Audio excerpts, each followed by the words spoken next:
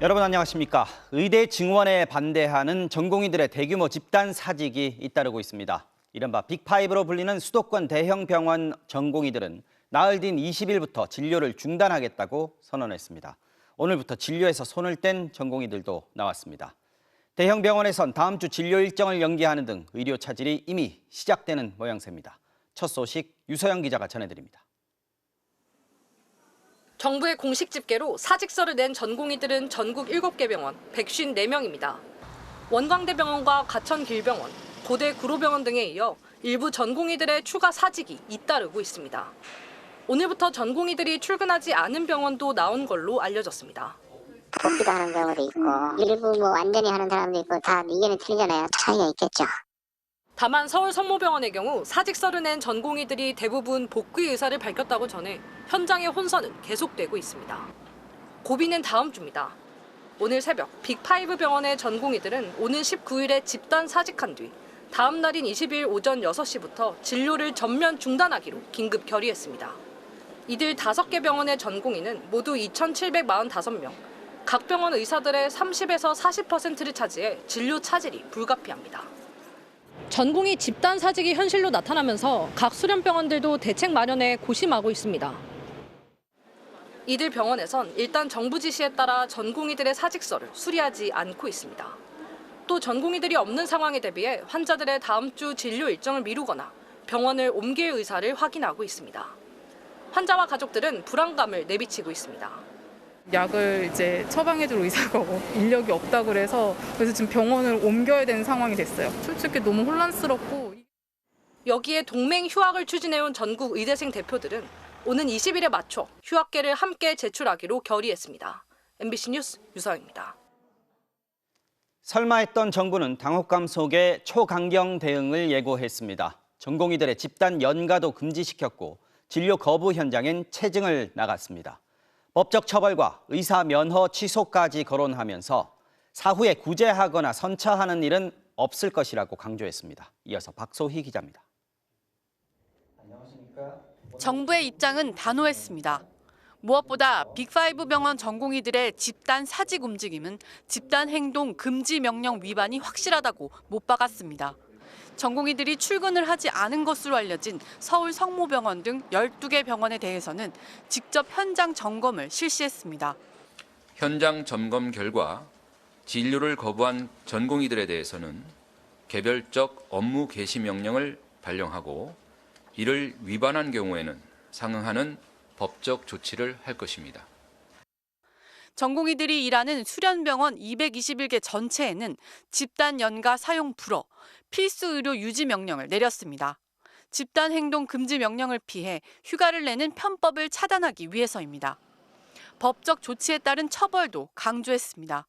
업무 개시 명령을 따르지 않을 경우 의사는 면허를 박탈당할 수 있을 뿐 아니라 3년 이하의 징역형까지 가능하다는 겁니다. 또 의료법에 따르면 업무 개시 명령을 따르지 않은 의료기관도 1년 범위에서 영업이 정지되거나 심하면 개설 취소 또는 폐쇄에 처할 수 있습니다. 지난 2020년 전공의 집단행동 당시에는 10명을 고발했다가 취하하기도 했지만 이번에는 상황이 다를 것이라고 압박했습니다. 사후 구제, 선처 이런 것이 없다는 말씀을 드립니다. 정부는 굉장히 기계적으로 법을 집행하게 됩니다. 정부는 또 의료 공백 상황을 막기 위해 409개 응급의료기관에 비상진료체계를 유지하는 등 대응하고 있다고 밝혔습니다.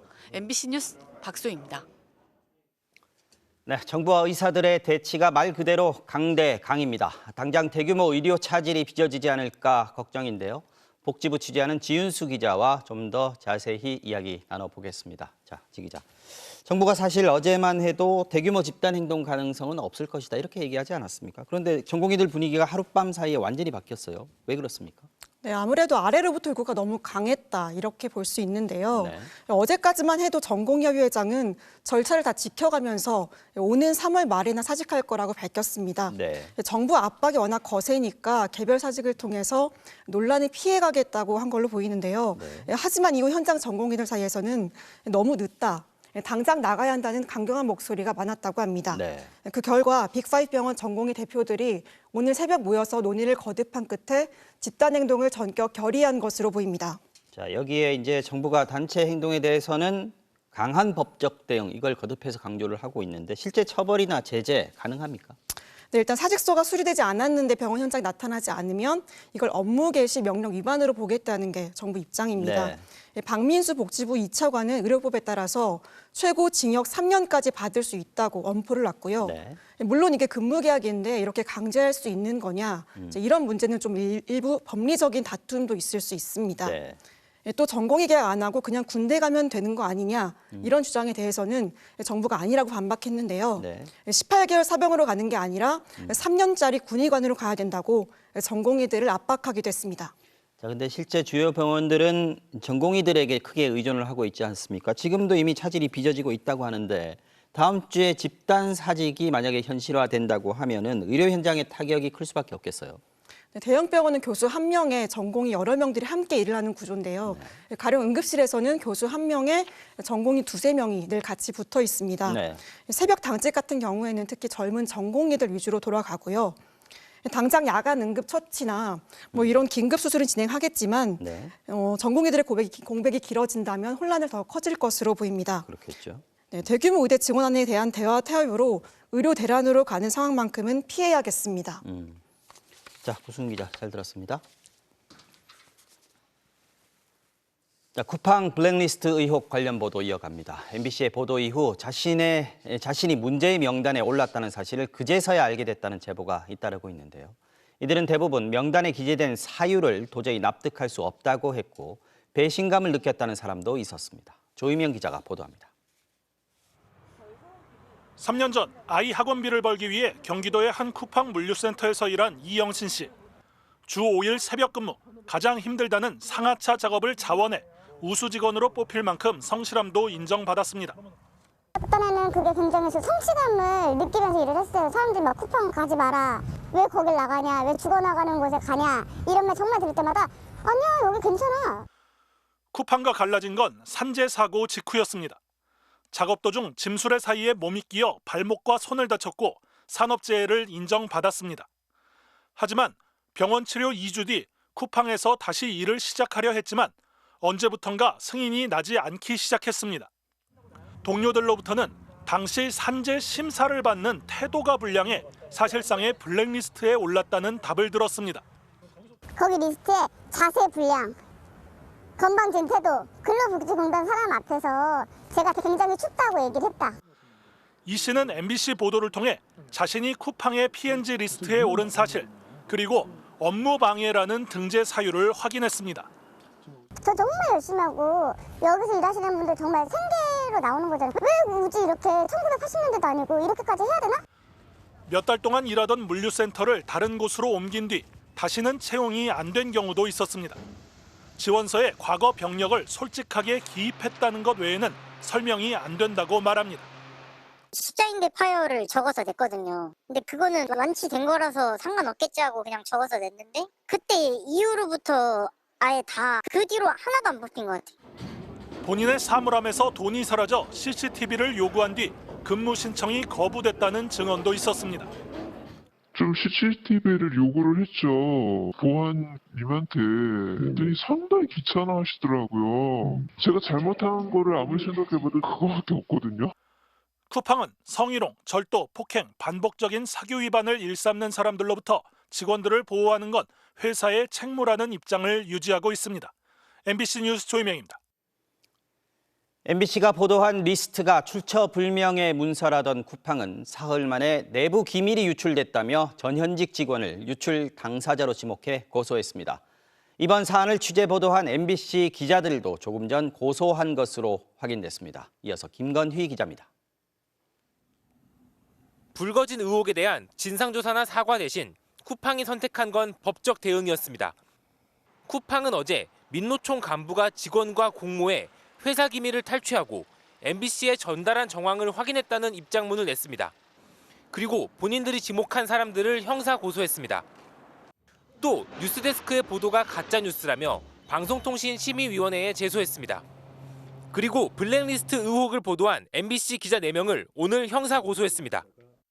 쿠팡은 PNG 리스트에 현직 국회의원이 포함됐다는 어제 보도도 문제 삼았습니다. MBC는 쿠팡 물류센터의 노동 여건을 확인할 목적으로 직접 체험을 했다는 이탄희 의원의 입장을 전달했는데 쿠팡은 MBC가 국회의원까지 부당하게 탄압하고 있는 것처럼 허위 주장을 하고 있다고 주장했습니다. 또 보도 직후 이 의원의 근무 시간, 결격 사유인 근무지 무단 이탈 등을 확인해 공개하기도 했습니다. 실제 이탄희 의원은 PNG 리스트에도 근무지 무단 이탈로 등록돼 있습니다. 블랙리스트의 존재 자체를 인정하지 않는 쿠팡이 출처불명이라던 PNG 리스트의 신뢰성을 확인해 준 건 이번이 처음입니다.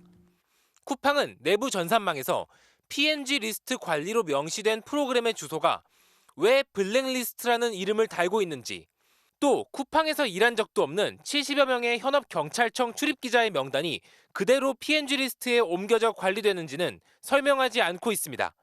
MBC 뉴스 김건유입니다.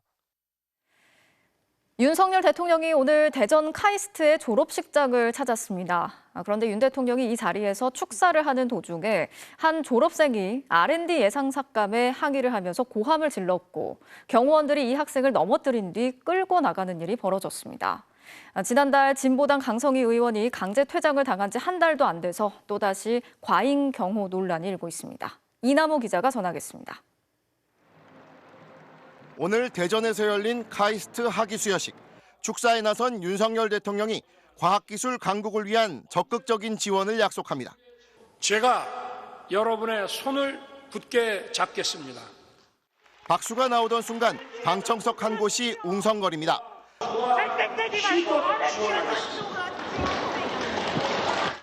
한 졸업생이 일어서 고함을 지르자 비슷한 졸업 가운을 입은 다른 남성들이 곧장 달려듭니다. 졸업생으로 위장한 경호원들입니다. 이들은 학생을 밀어서 넘어뜨린 뒤 몸을 들어 행사장을 빠져나갔습니다. 67명이 한꺼번에 달려들면서 학생은 별다른 저항을 하지 못했고 입도 틀어 막혔습니다.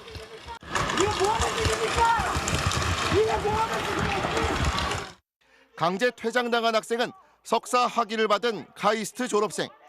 올해 4조 6천억 원이 삭감된 R&D 예산에 항의하기 위해 말없이 피켓을 들 계획이었다고 합니다.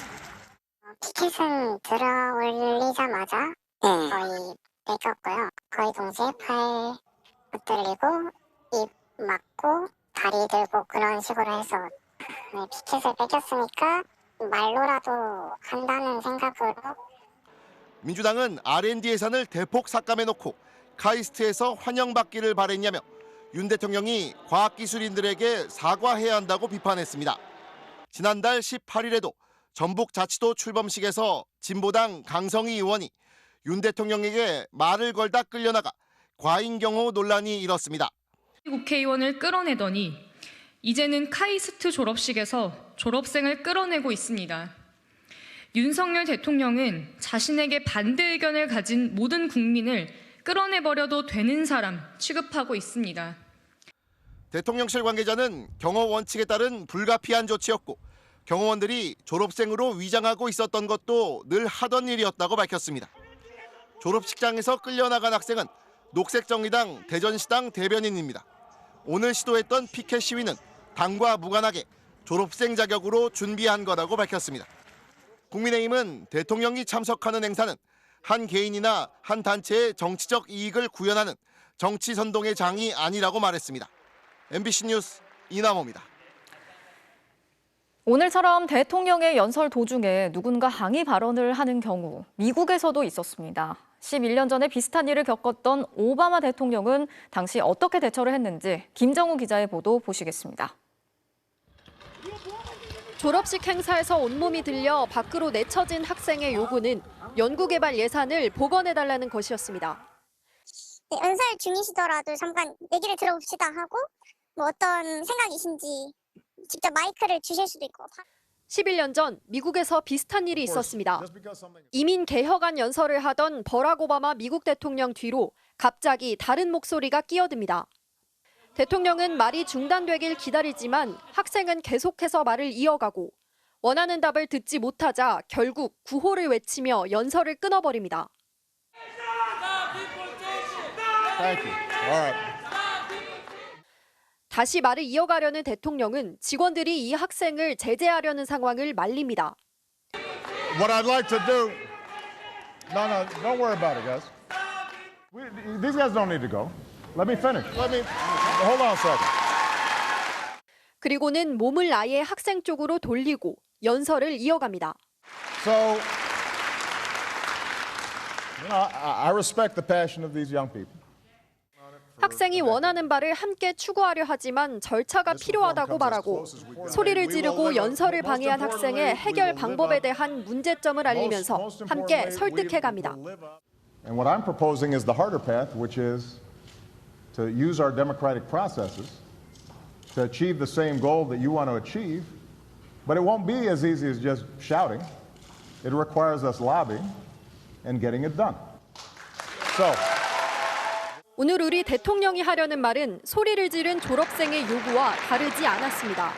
과학 강국으로의 퀀텀 점프를 위해 R&D 예산을 대폭 확대할 것입니다. 하지만 대통령실은 졸업생의 입을 막는 것으로 대응했습니다.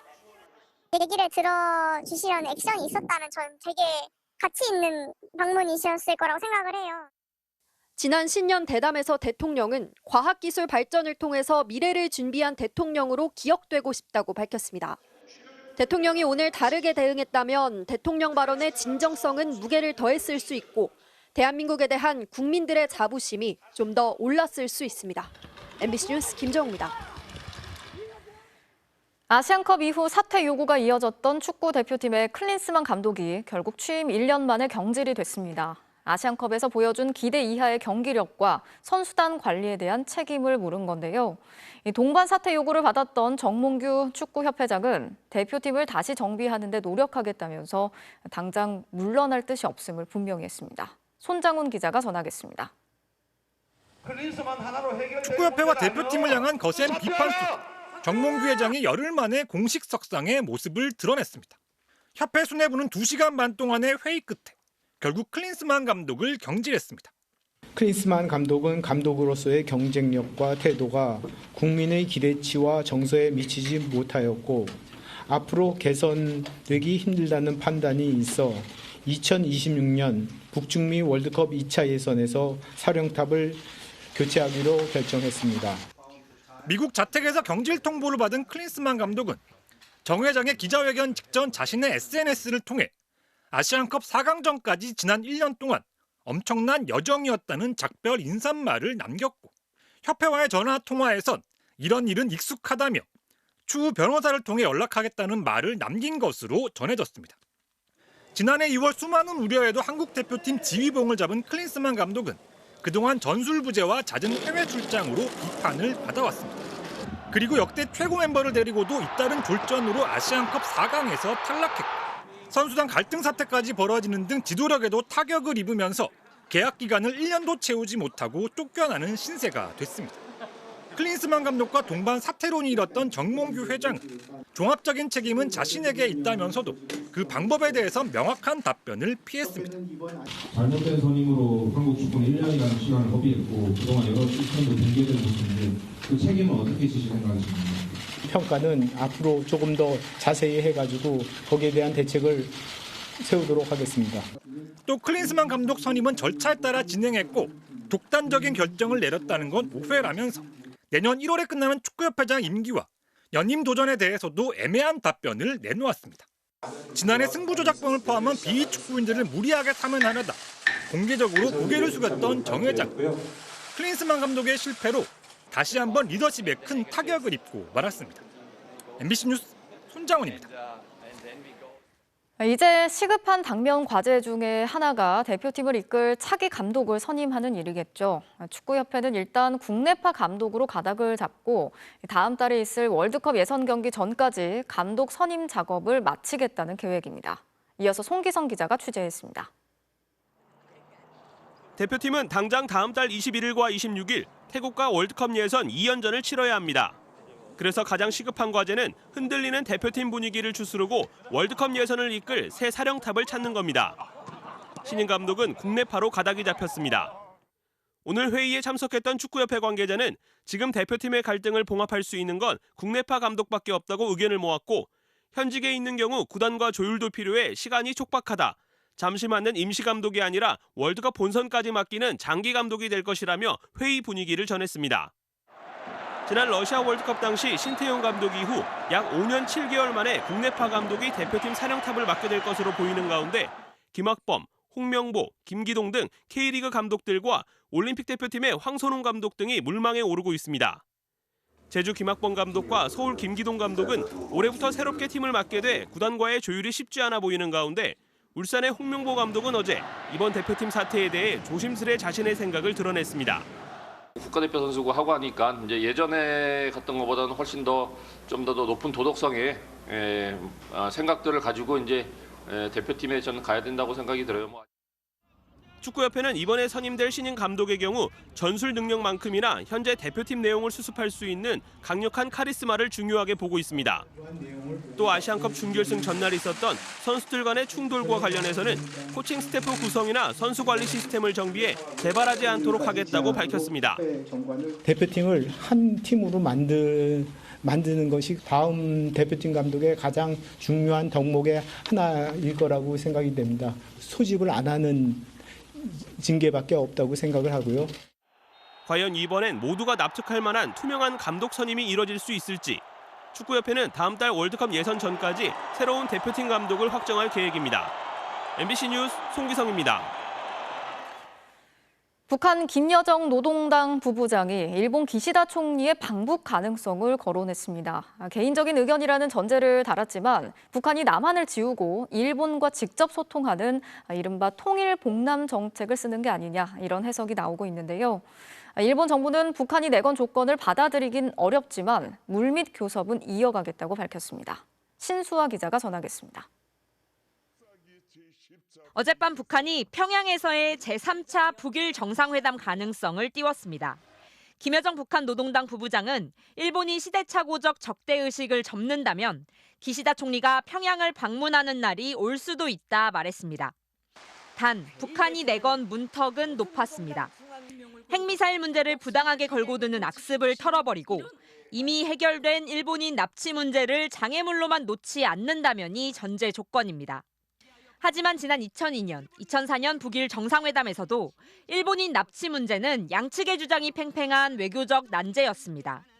13명 납치한 일본인 중 5명은 돌려보냈고 나머지는 사망했다는 북한과 더 많이 납치됐고 사망한 게 맞는지도 진상규명이 필요하다는 일본 주장이 엇갈립니다. 일단 일본은 북한의 조건은 전혀 수용할 수 없는 것이라고 선을 그으면서도 제안 자체엔 신중하게 접근했습니다. 拉致問題がすでに解決されたとの主張は全く受け入れられないと考えております。キム・ヨジョン副部長が談話を発出したことには留意をしております。 조심하며 관심을 갖고 지켜본다는 유일한 단어를 썼고 더 상세한 내용은 향후 교섭에 영향을 줄 수 있어 말하지 않겠다면서 물밑 교섭을 이어가겠다고 밝혔습니다. 북한도 김여정의 개인적 의견일 뿐 지도부 구상이 아니라는 여지를 남겨도 북일 정상회담 성사까지는 넘어야 할 산이 많습니다.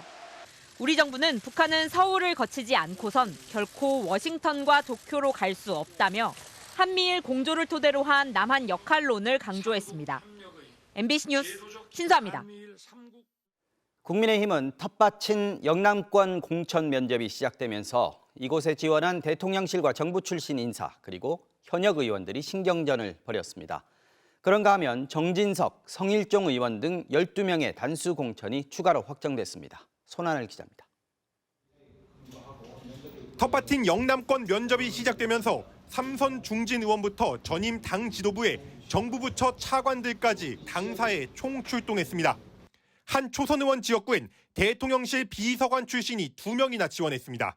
대통령실이라고 해서 불이익을 꼭 추진해서 불이익을 받는다. 이거는 좀 저는 동의하기 어렵습니다.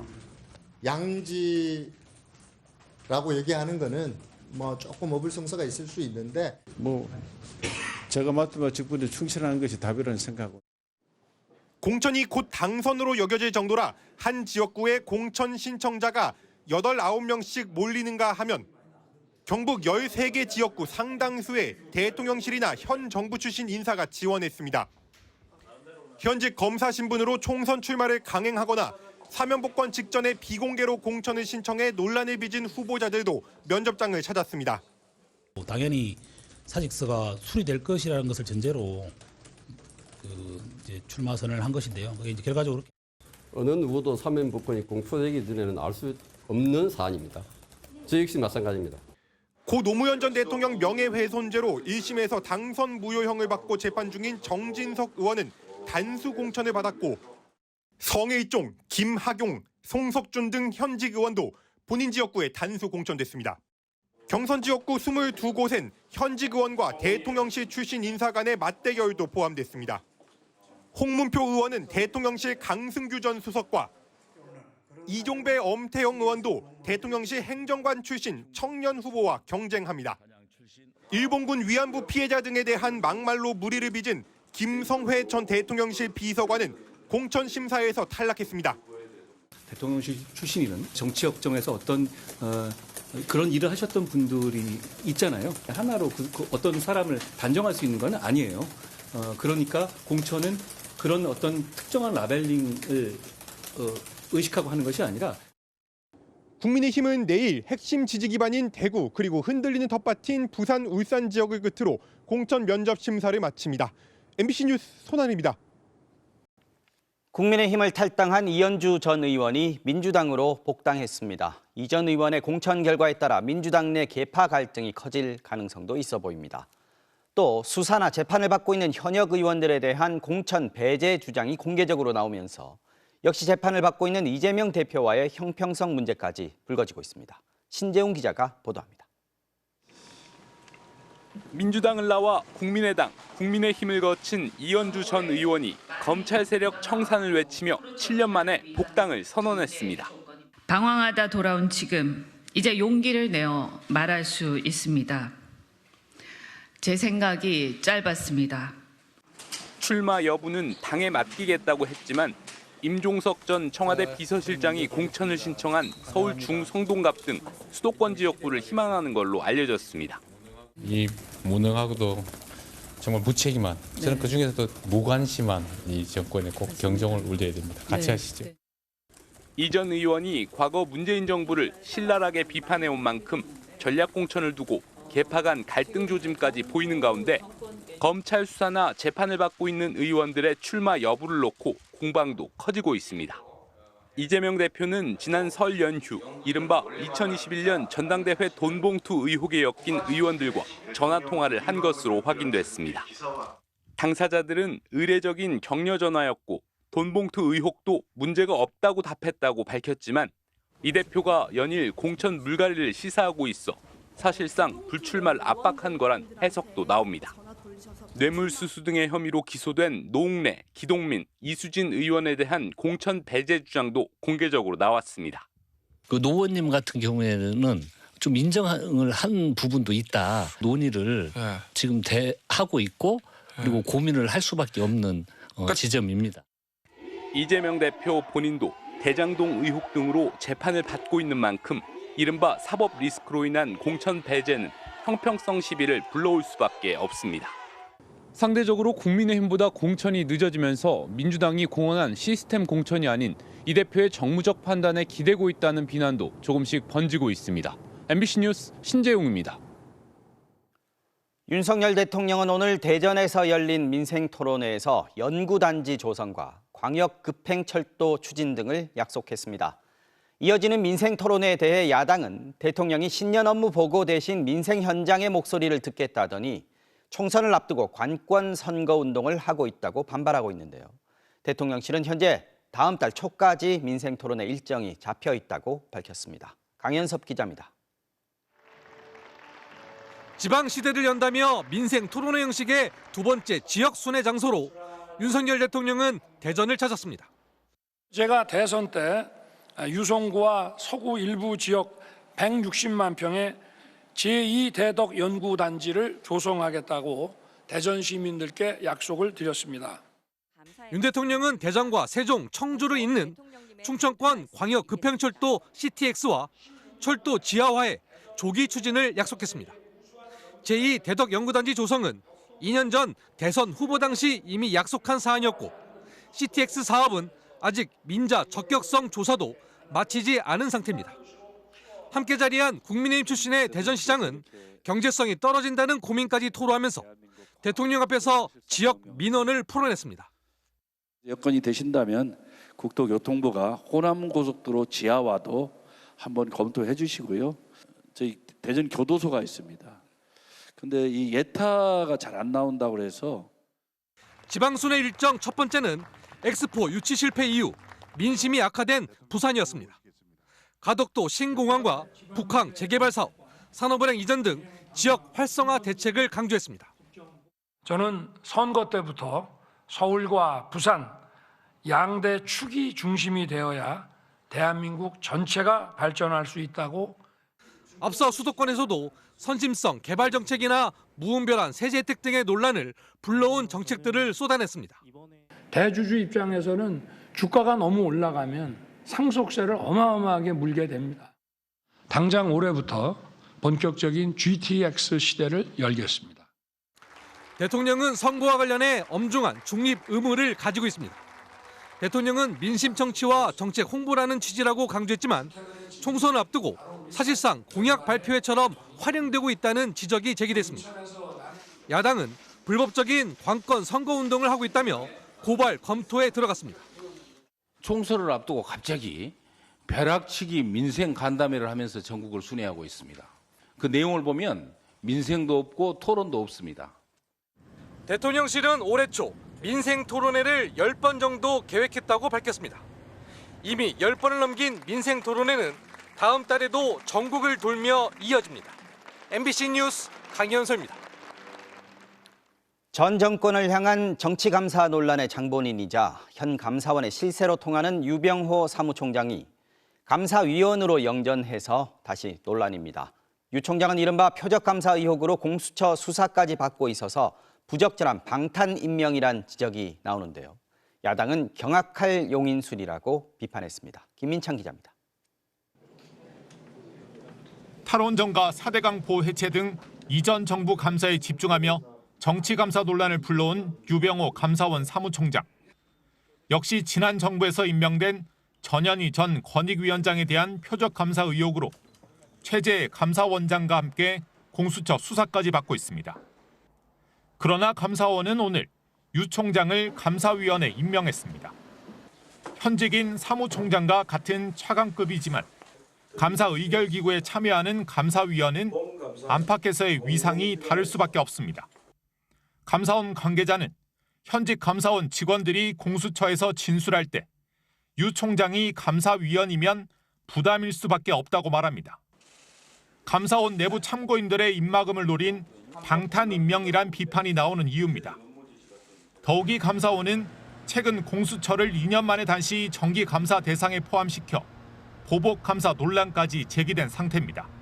보복 감사라든지 표적 감사라든지 이런 의심을 받는 사람인데 수사 중에 영전을 한다라고 하면은 어떻게 보면 날개를 달아주는 것이거든요. 4년 임기의 감사위원으로서 적어도 1, 2년은 정상적인 업무 수행이 어려울 거란 전망도 나옵니다.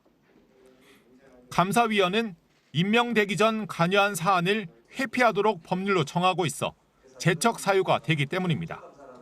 사무총장으로서 올해 감사 계획을 총괄한 만큼 당장 감사위원회 업무에 손을 댈 수가 없는 겁니다. 또 공수처 수사로 재판에 넘겨지면 감사위원 권한 행사마저 정지됩니다. 야당은 경악을 금치 못할 윤석열 정권의 용인술, 감사원이 윤 정권의 세미 검찰이 됐다고 지적했습니다. 이 같은 논란에도 최재 감사원장은 유 총장이 풍부한 감사 경험과 전문성을 갖추고 있고 조직 내 신망도 두텁다고 밝혔습니다. MBC 뉴스 김민찬입니다. 삼청교육대와 형제복지원, 이 두 곳은 1980년대 군사정권 시절 국가 권력에 의해 끔찍한 인권 유린이 벌어졌던 대표적인 공간입니다. 당시 20대였던 한 청년이 삼청교육대에 이어 형제복지원까지 잇따라 끌려가 가혹행위를 당했는데 40여 년 만에 이제 60대가 된 이 피해자에게 국가가 배상하라는 판결이 나왔습니다. 윤상문 기자가 보도합니다. 지난 1979년 10월 부산과 마산에선 박정희 유신 독재에 반대하는 시위가 이어졌습니다. 바로 부마 민주항쟁.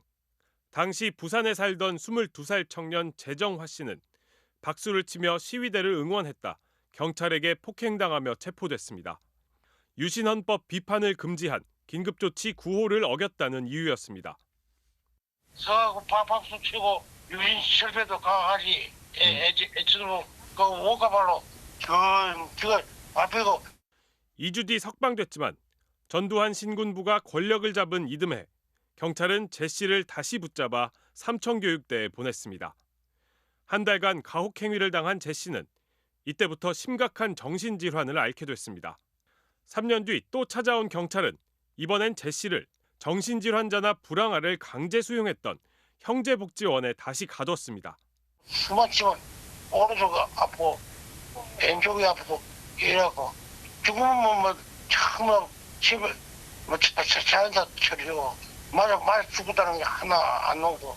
강제 노역과 구타에 시달리던 제 씨는 1986년에야 목숨을 걸고 탈출했고 과거를 숨긴 채 평생 공사장 일용직으로 살아왔습니다. 말도 없이 살아온 역사입니다. 그러면 그것도 다 잊어먹고 산답니다. 40여 년 만에 법원이 국가가 제 씨에게 3억 원을 배상하라고 판결했습니다. 부마 민주항쟁 때 체포부터 삼청교육대 입소, 형제복지원 수용까지 제 씨가 겪은 일들을 모두 위법한 국가폭력으로 인정한 겁니다.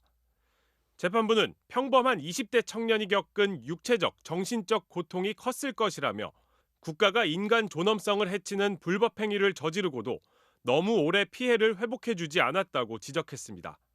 40년 만에 그거라도 인정해주니 그것도 감사하더라고요.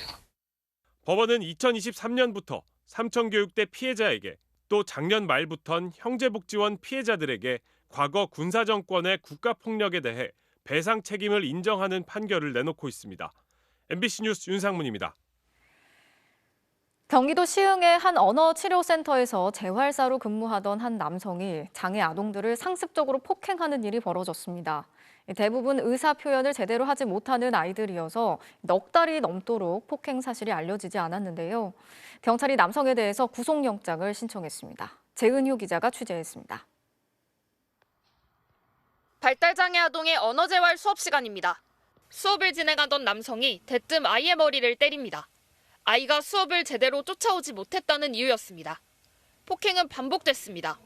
아이의 팔을 잡아당기고 손목을 꺾는가 하면 휴대전화를 만지다가 갑자기 아이의 가슴을 주먹으로 칩니다. 맞은 아이는 충격에 휘청거립니다. 저도 아이가 잘 되길 위해서 보냈던 거긴 하지만 내가 그걸 왜 몰랐을까? 제 손으로 또 거기를 넣은 거잖아요. 피해자는 한둘이 아니었습니다. 외투를 입혀주다 갑자기 밀치고 고개를 제대로 숙이지 않는다며 손으로 머리를 강제로 누릅니다. 제일 그런 건 목 조른 거예요. 들어가기 싫다고 엄마 팔 잡고 뭐 말을 못하니까 저한테 이제 행동으로도 그렇게 표현을 해준 것 같은데. 가해 남성은 경기 시흥의 한 언어치료센터에서 일하던 30대 언어재활사였습니다. 지난해 6월부터 10월까지 넉 달 동안 폭행은 이어졌고 피해 아동은 10명이 넘었습니다. 대부분 자폐 스펙트럼 장애나 발달 지연을 겪고 있고 10살 미만이어서 피해를 바로 알리지 못했습니다. 뺨을 연속으로 25대를 때리고 양손목을 이렇게 잡아가지고 이렇게 던졌어요. 그냥 말을 잘 못하니 이렇게 맞는구나. 남성은 혐의를 일부 인정했지만 개인적인 사정이 있었다고 변명했습니다. 얼마나 많이 때리셨나요? 처음부터 그랬던 건 아니고요. 최근 들어서 제가 핑계를 대려는 건 아닌데 좀 안 좋은 일이 좀 있어가지고. 경찰은 언어재활사에 대한 사전 구속영장을 신청하는 한편 관리를 소홀히 한 혐의로 언어센터 원장도 입건해 조사하고 있습니다. MBC 뉴스 재은유입니다. 오늘 새벽 제주도 서귀포 해상에서 선원 11명이 타고 있던 화물선이 좌초되는 사고가 있었습니다. 강풍에 파도까지 거세서 구조가 어려운 상황이었지만 해경이 기지를 발휘해서 11명 모두를 무사히 구조해냈습니다. 이따끔 기자가 전하겠습니다. 캄캄한 바다 위, 화물선 한 척이 금방이라도 침몰할 듯 기울어져 있습니다. 와, 빙빙 도네. 정진하세요, 정진! 선원들은 침몰 방향 반대쪽 조타실 밖에서 난간을 붙잡고 떨어지지 않으려 안간 힘을 쓰고 있습니다. 하지만 거센 파도에 배 갑판까지 이미 물이 들어찼습니다. 양면 앞으로 둘. 우리가 좀 파도를 막아줘야겠다. 철강을 싣고 전남 광양항을 출발해 중국으로 향하던 1,900톤급 화물선은 어젯밤 서귀포 남서쪽 61km 해상에서 좌초됐습니다. 보고를 받은 윤석열 대통령은 배에 있는 사람을 살리는 것을 최우선으로 하라고 긴급 지시했습니다. 시속 80km의 강풍, 5m 높이 파도 때문에 헬기는 물론 구조선도 접근하지 못하는 상황. 하지만 배가 기울며 상황이 급박해지자 화물선에 있던 밧줄을 이용해 탈출시키자는 의견이 구조대에서 나왔습니다. 선원들이 밧줄을 타고 직접 탈출하는 건데 바다에 떨어질 위험이 있었지만 해경은 배 옆에 소형 구조단정을 붙여 내려오는 선원 11명 모두를 구조하는 데 성공했습니다. 선장님 앞으로 들어오세요. 앞으로. 선원 2명이 작은 부상을 입었지만 모두 건강한 상태로 전해졌습니다. 구명줄을 이용해서 화물선 선미 쪽에서 이제 한 명씩 순차적으로 구명줄을 잡고 내려오는 방식으로. 해경은 배가 큰 파도를 2차례 맞은 뒤 좌측으로 기울기 시작했다는 선원 진술을 토대로 정확한 사고 원인을 조사하고 있습니다. MBC 뉴스 이따금입니다. 지난해 택시기사 고 방영환 씨가 산업금 제도에 항의하면서 시위를 벌이다가 끝내 분신해 숨지는 사건이 있었죠.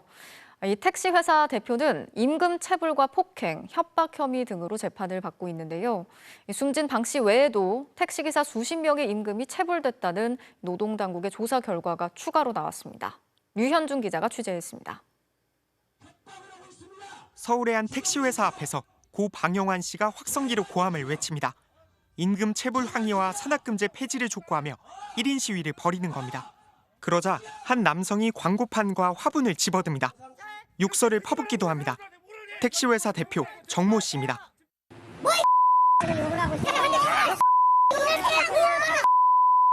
정 씨는 방 씨를 폭행하고 협박을 한 혐의 등으로 재판에 넘겨졌고 검찰은 지난달 정 씨에게 징역 5년을 구형했습니다.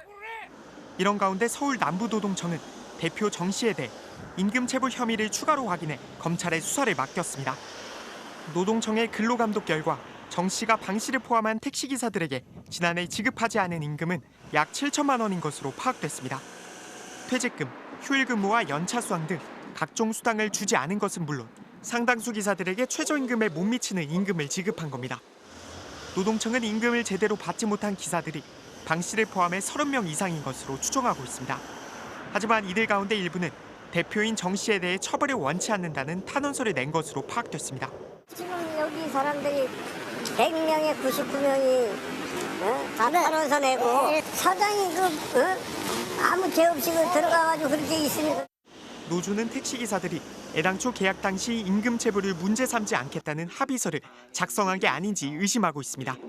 이의가 제기되었을 경우에 이 합의각서가 취하서로 사용될 수 있는데 동의한다. 사전에 다 받아놓고 이걸 제출했을 것이다. 앞서 노동청은 작년 12월 택시회사의 체불 임금 지급을 지시했지만 2달째 아무런 반응이 없자 결국 검찰에 사건을 넘겼습니다. 당초 어제로 예정됐던 정 씨의 선고는 추가 증거 분석이 필요하다는 이유로 변론이 재개됐습니다. MBC 뉴스 유현준입니다.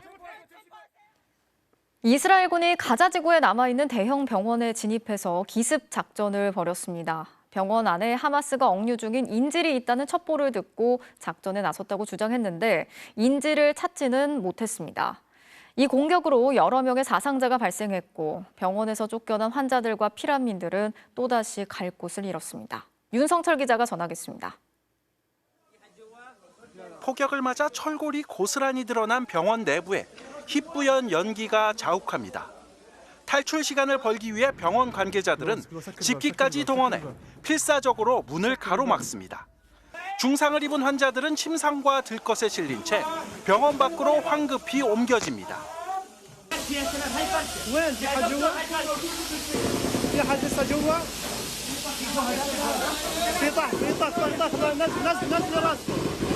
현지 시간 15일 이스라엘군이 칸 유니스 최대 의료시설인 나세르 병원을 기습했습니다.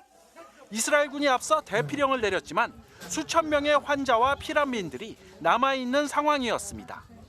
겁에 질려 달아나던 16살 소년이 저격수가 쏜 총탄을 맞는 등 다수의 사상자가 발생했습니다.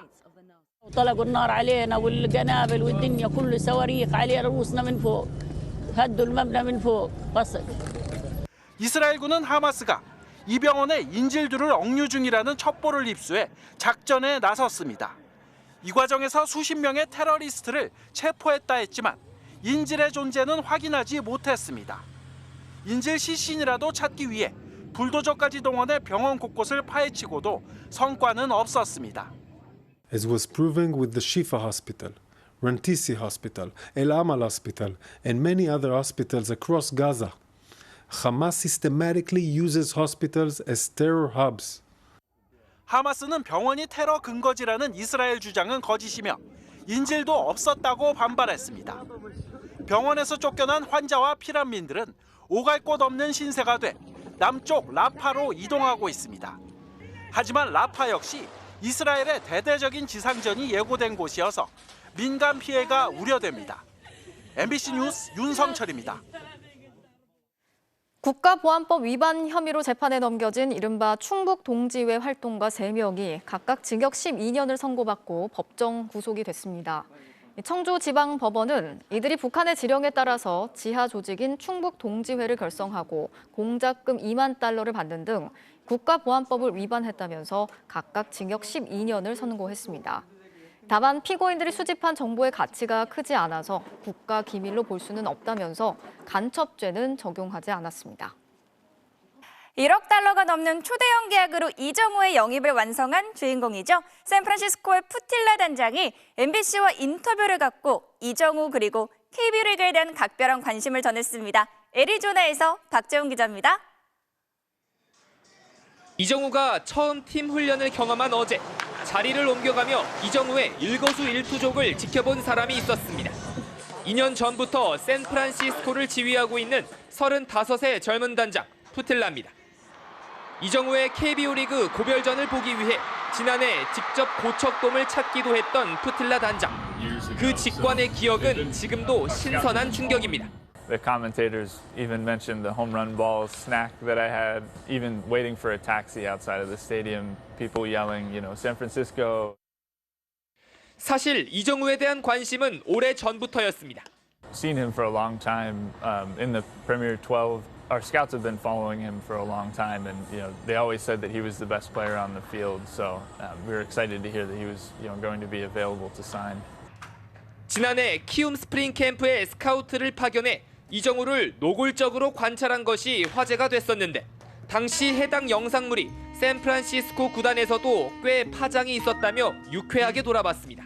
Investigation theme and the music and everything, and we had a good laugh about it, and we were worried whoever was going to go see him next, we were worried that we were going to be in one of the videos again.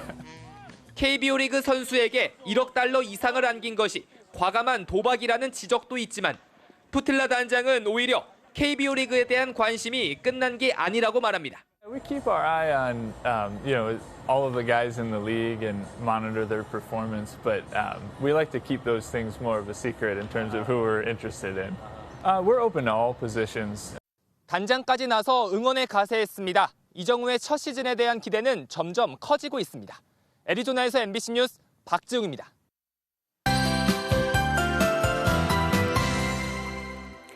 주말을 앞두고 날씨 변덕이 심했는데요. 그 덕에 이번 주말 설경과 봄꽃 모두를 볼 수 있겠습니다. 먼저 오늘 강원도 속초입니다. 어제 많은 눈이 내려 쌓이면서 이렇게 호수 주변에 쌓인 눈이 설경을 이루고 있습니다.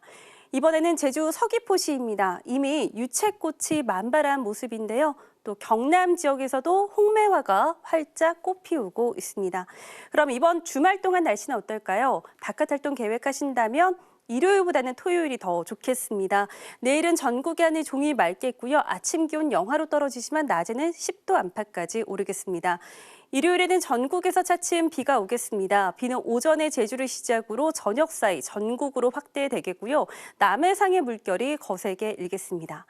내일 전국의 하늘 대체로 맑겠습니다. 다만 도로에는 빙판길이 만들어지는 곳이 많겠습니다.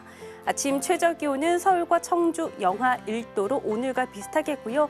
낮 기온은 서울이 10도, 광주가 15도까지 오르겠습니다. 절기상 우수인 다음 주 월요일부터 목요일 사이에도 전국적으로 비가 오겠고 영동 지방은 금요일까지 눈이 이어지겠습니다. 날씨였습니다. 금요일 뉴스데스크 마치겠습니다. 함께해 주신 여러분 고맙습니다.